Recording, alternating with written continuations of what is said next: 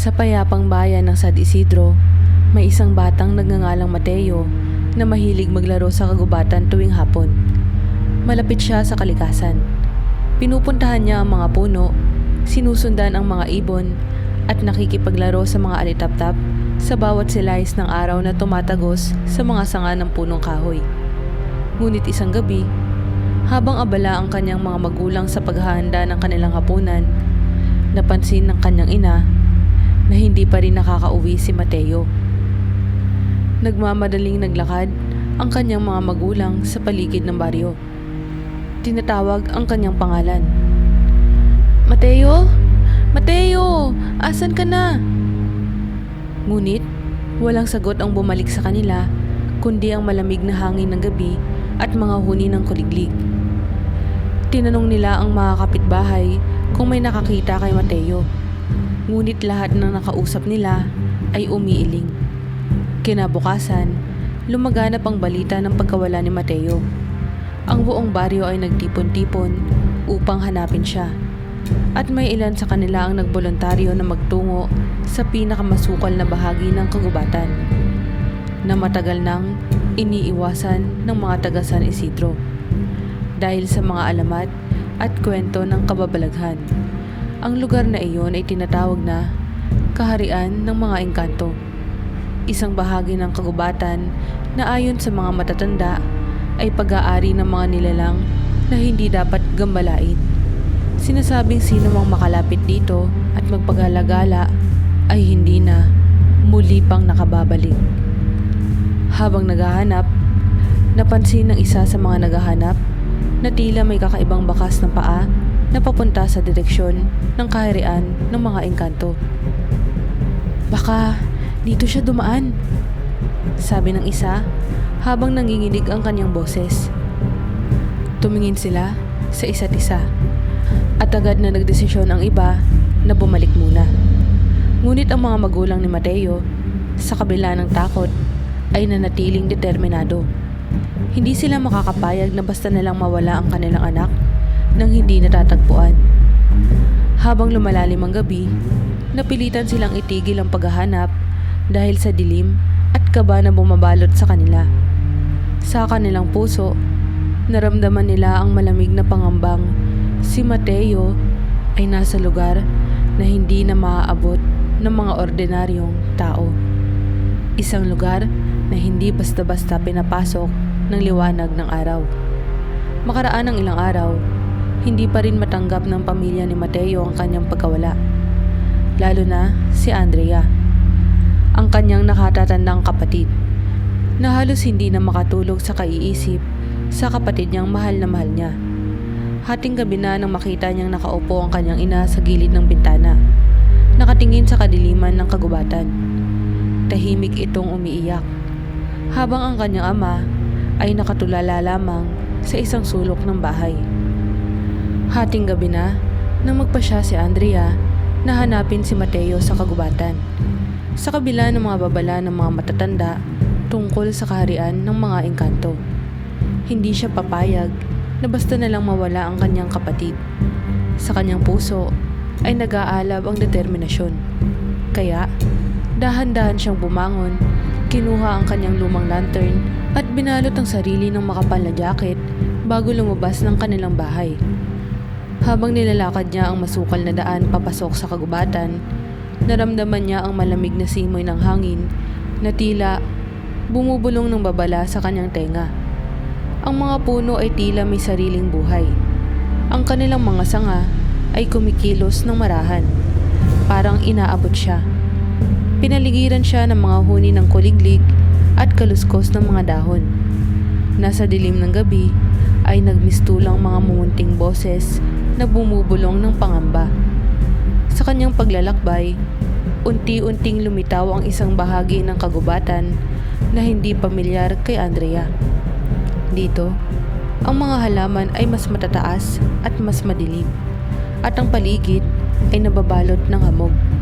Sa gitna ng lugar na ito, namalas niya ang isang tila bakuran, napapaligiran ng mga matatandang puno at gumagapang ng mga halaman. Tumingin siya ng malapit at nakita niyang ang daan papasok sa lugar ay tila nilalakaran, na para bang may mga bakas ng mga paa na nagtuturo papasok sa loob ng kaharian.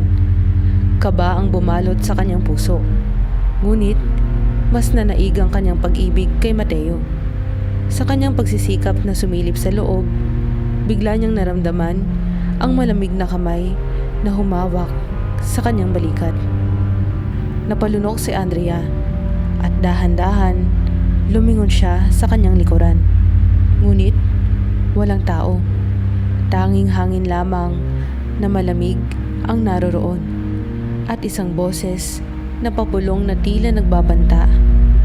"Huwag mong gambalain ang aming tahanan." Sa kabila ng babalang narinig, hindi natinag si Andrea.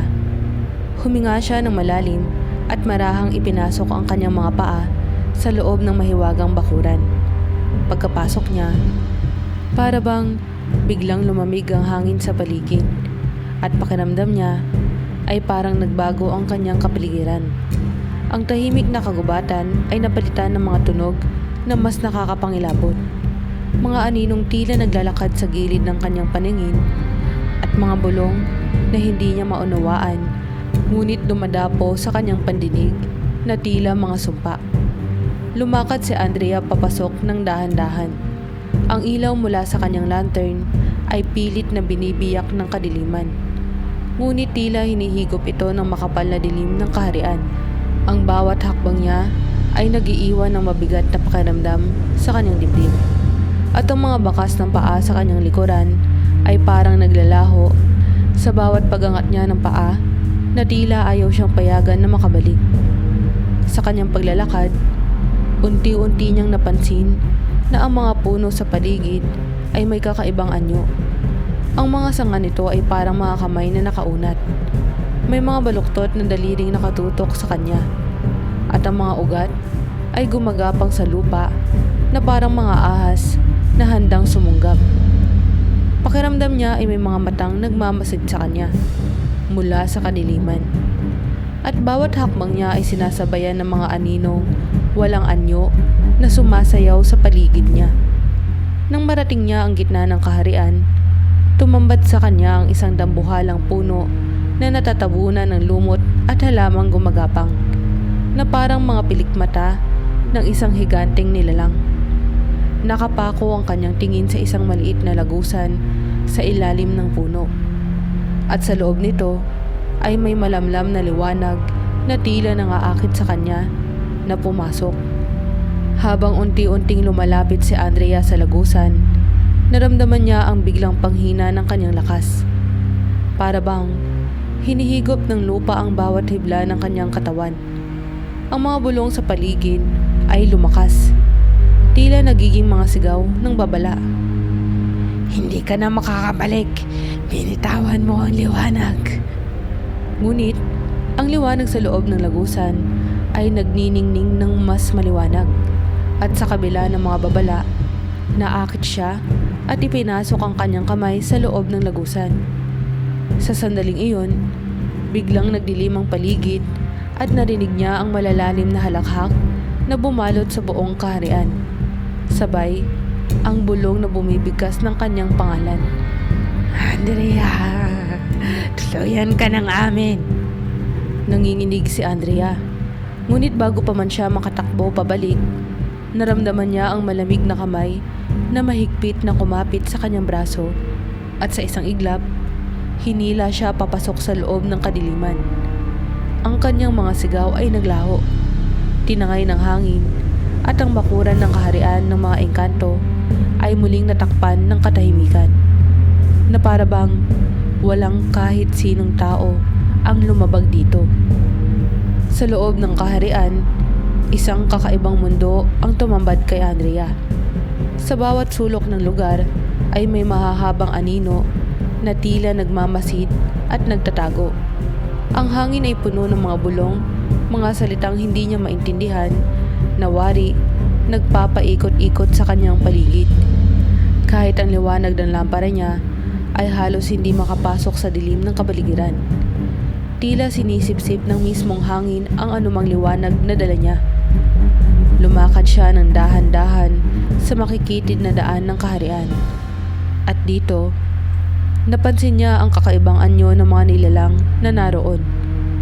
May mga engkanto na tila mga tao, ngunit may mahahabang mga kuko, matatalim ang mga ngipin, at kulay abong balat na tila may alikabok. Ang kanilang mga mata ay maputi at malamlam, walang buhay. Ngunit sumusunod ang mga tingin ng mga ito sa bawat galaw ni Andrea. Napansin niyang kapag tumititig siya sa kanila, bigla silang nawawala na parang usok. Ngunit nararamdaman niyang hindi sila lumalayo. Patuloy siyang sinusundan ng kanilang malamig na mga mata. Sa kabila ng takot, patuloy na naghanap si Andrea. Pilit na tinatawag ang pangalan ni Mateo sa pag-asang maririnig siya ng kanyang kapatid. Mateo! Mateo! Nandito na ako! Ngunit, wala siyang narinig na tugon, kundi ang mga bulong ng mga engkanto na parang lumalalim at nagiging mas malinaw sa kanyang isipan. Andrea, hindi mo siya makikita dito. Isang boses ang bumulong sa likuran niya. Biglang napatigil si Andrea. Nanginginig at bumilis ang tibok ng kanyang puso. Nang humarap siya, nakita niya ang isang engkantong babae. Nakasuot ng mahahabang damit na tila gawa sa mga dahon at alikabok. Ang kanyang mukha ay may mga tila bali-baling linya, at ang kanyang mga mata ay nagliliwanag na parang mga bituin sa madilim na langit. Ako si Reyna Salka, wika ng babae, isang engkantada na may malalamyos na tinig, ngunit may bahid ng kasamaan. Ang iyong kapatid ay nasa aming piling, ngunit hindi mo siya basta-basta makukuha. Nanginginig si Andrea, ngunit hindi siya nagpakita ng takot. Anong kailangan kong gawin para makuha si Mateo? Ibalik niyo siya sa amin. Mariing sabi niya, pilit na itinatago ang pangangatal ng kanyang boses. Ngumiti si Reyna Salka, ngunit ito ay isang nakalulokong ngiti. Makakuha mo lamang siya kung makakapasa ka sa aming mga pagsubok, sabi nito. Ngunit tandaan mo, bawat pagsubok ay puno ng takot na maaaring magpawala sa iyong katinuan. Walang pag-aatubili si Andrea. Gagawin ko ang lahat. Hindi ako aalis dito nang hindi kasama si Mateo. Humalakhak si Reyna Salka, at sa isang iglap ay naglaho siya. Iniwan si Andrea sa gitna ng kadiliman. Nang mawala ang kendada, biglang lumitaw sa paligid ni Andrea ang 3 pinto. Bawat isa ay may kakaibang anyo. Ang isa ay may anyo ng puno na puno ng mga ugat at tinik. Ang isa naman ay may mga ukit ng mga nakakatakot na mukha. At ang huli ay tila gawa sa salamin. Ngunit naglalaman ng mga anino na gumagalaw sa likod nito. Walang ibang pagpipilian si Andrea kundi ang pumili ng isa sa mga pinto. Nang pumasok siya sa unang pinto, bumulaga sa kanya ang isang silid na puno ng mga aninong naglalakad. Ang mga anino ay pawang mga anyo ng mga taong hindi niya kilala. May umiiyak, may sumisigaw, at may mga nakatingin sa kanya na tila humihingi ng tulong. Habang dumadaan si Andrea, naririnig niya ang mga boses na tila nagparamdam ng kanilang lungkot, galit at takot. Biglang may isang anino ang lumapit sa kanya at bumulong. Hindi ka na makakabalik. Ngunit hindi natinag si Andrea. Bagkus ay humakbang siya na mas matatag. Lumalapit sa dulo ng silid kung saan may isang maliit na ilaw na nag-aanyaya sa kanya. Ngunit sa kanyang paglapit, isang pamilyar na anyo ang tumambad sa kanya sa dilim. Si Mateo, nakatayo sa gilid, tila tulala at walang kibo. Mateo! Bulalas ni Andrea. Tumakbo siya patungo rito, ngunit bago niya maabot ang kanyang kapatid, isang malaking anino ang humarang sa kanya. Ang malamig na kamay ng engkanto ay hawak ang balikat ni Mateo. Dito ka lang, Andrea. Bulong ng anino. Tingnan natin kung gaano kakatapang para sa kapatid mo. Nanginginig ang buong katawan ni Andrea sa takot at kaba habang nakaarap siya sa dambuhalang aninong humahawak kay Mateo. "Pakawalan mo siya!" sigaw ni Andrea, ngunit ang anino ay umisi lamang. Ipinapakita ang mga matutulis ng ngipin nito. Sa kabila ng nakakatakot na presensya ng anino, nanatili siyang matatag at walang balak sumuko. Kung gusto mo talagang makuha ang kapatid mo, Wika ng anino, kailangan mong patunayan na handa kang harapin ng takot na bumabalot sa aming kaharian. sa isang iglap, lumitaw si Reyna Salka mula sa likuran ng anino. Ang boses nito ay nagbago. Ngumiti ito ng isang malademonyong ngiti at inilahad ang kanyang kamay kay Andrea. May 3 pagsubok ka pang dapat malampasan. Ngunit tandaan mo, ang bawat pagsubok ay maglalantad ng pinakamasakit mong alaala at ang pinakatatagong takot. Huminga ng malalim si Andrea. Itinatag ang kanyang loob sa kabila ng labis na pangamba. "Gagawin ko ang lahat para kay Mateo." Sagot niya, hindi inaalis ang tingin sa Reyna. Walang ibang pagpipilian si Andrea, kundi ang harapin ang unang pagsubok. Naglakad siya sa direksyon ng unang pinto na may mga ugat at tinig. Pagkapasok niya, bumulaga sa kanya ang isang malawak na silid na punong-puno ng mga ugat ng puno na gumagapang sa sahig, pader at kisame. Biglang sumikip ang mga ugat sa paligid niya. Halos hindi siya makahinga. Sa gitna ng silid, nakatayo ang isang batang babae. Ang batang bersyon niya mismo, na umiiyak habang hawak ang kanyang dibdib. "Bakit mo ako iniwan?" Tanong ng batang bersyon ni Andrea na may luha sa mga mata. Nagbalik tanaw ang lahat ng alaala ni Andrea sa kanyang mga pag-aalinlangan. Ang mga pagkakataong sinukuan niya ang sarili dahil sa mga pangarap na hindi natupad at mga taong hindi niya naprotektahan. Ngunit pinilit niyang lagpasan ang kanyang takot at sumigaw. "Hindi kita iniwan. Pinipili kong magpatuloy para sa mga mahal ko." Biglang naglaho ang batang Andrea at ang mga ugat na bumabalot sa kanya ay unti-unting kumalas. Natapos niya ang unang pagsubok, ngunit alam niya na mas mahirap pa ang mga susunod. Nagpatuloy siya sa ikalawang pinto, ang pintuang may mga ukit ng nakakatakot na mga mukha. Sa pagpasok niya, nakita niya ang mga imahe ng mga mahal niya sa buhay, ang kanyang mga magulang at si Mateo mismo, na tila nagdurusa at humihingi ng saklolo. Bawat isa sa kanila ay may puot sa mga mata. Mistulang sinisisi si Andrea.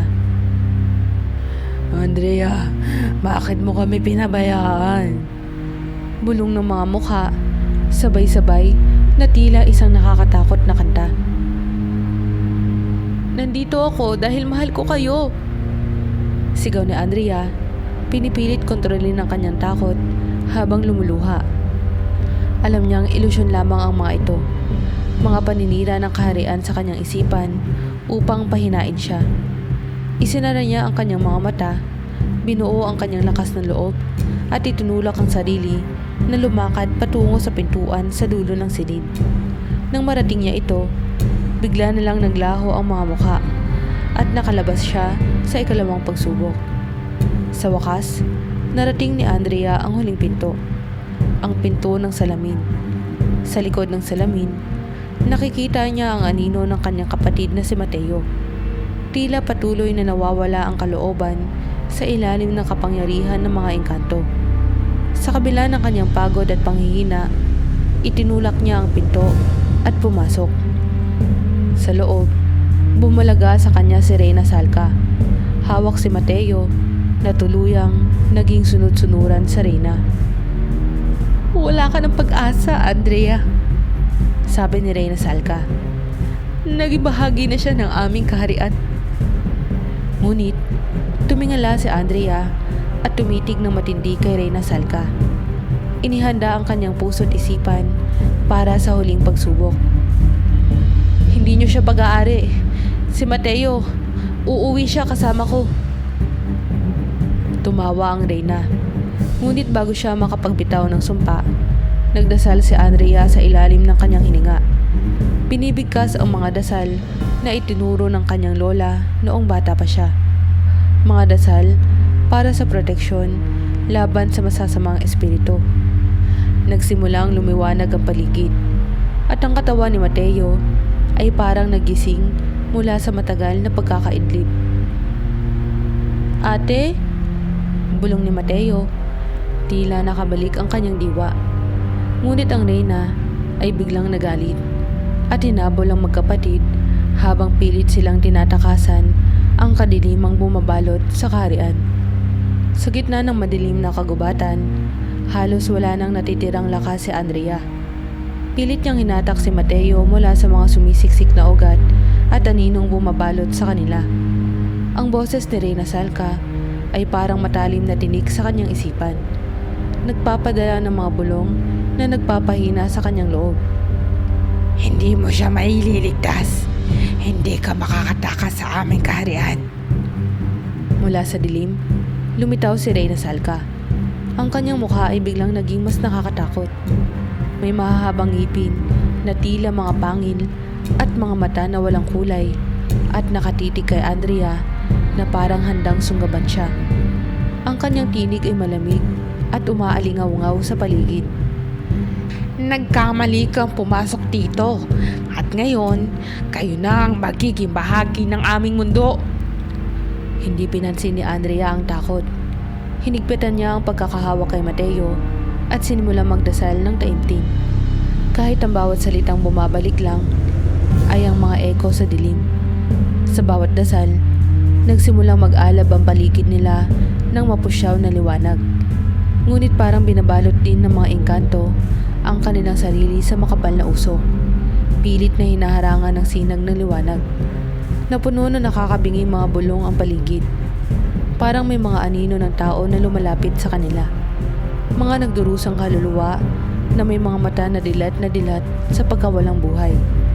Inabot ng mga aninong ito si Andrea at si Mateo. Kanilang mga malamig na daliri ay dumudulas sa balat ng magkapatid.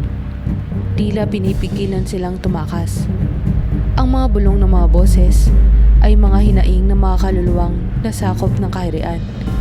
At ang mga ito ay walang awa sa kanilang pananaw. Hindi na halos makahinga si Andrea, ngunit hindi siya bumitaw. "Hindi mo siya makukuha, Reyna Salka. Hindi mo kami pag-aari." Nang marinig iyon ng Reyna, nagpakawala ito ng nakakapangilabot na tawa na umaalingaw-ngaw sa buong paligid. Parang nagpapakita ng kanyang walang hanggang kapangyarihan sa kanilang harapan. Kung gusto mong iligtas siya, ibigay mo ang sarili mong kaluluwa sa halip. Bulong ni Reyna Salka na ngayon nakalapit na sa kanya. Sa kanyang mukha ay may bakas na kasakiman. Ang kanyang mga kamay ay nakaunat na parang uhaw sa kaluluwa ni Andrea. Napatingin si Andrea kay Mateo na nanghihina at nakatitig sa kanya na parang tinatawag siya mula sa kabilang dako. Isang malalim na kaba ang bumalot sa kanya. Ngunit alam niya na wala siyang ibang pagpipilian. Sa kanyang puso ay nananatili ang isang huling dasal para sa kanilang kaligtasan. "Kung ito man ang huli kong paghingi ng tulong, ipakita mo ang iyong awa." Bulong niya sa sarili, nakatitig sa kawalan. Sa biglaang pagluwal ng kanyang huling pakiusap, isang malakas na liwanag ang bumalot sa paligid.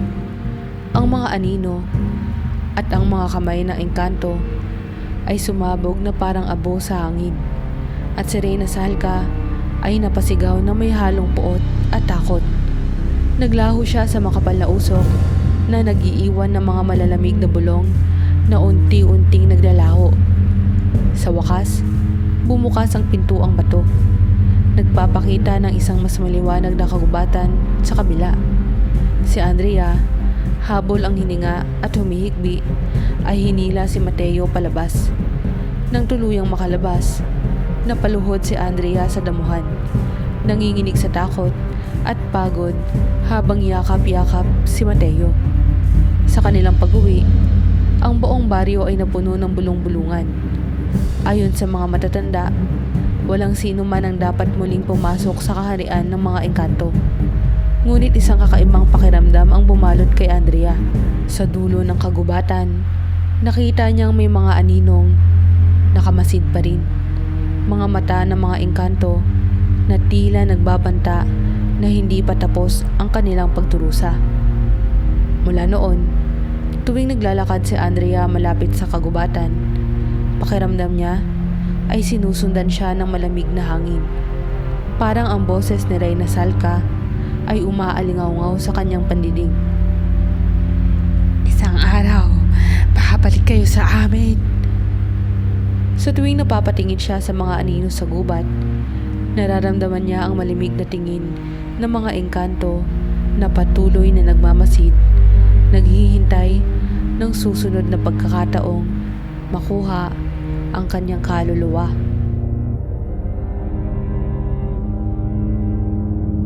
Kamusta po kayo? Ako po si Ma'am Luna.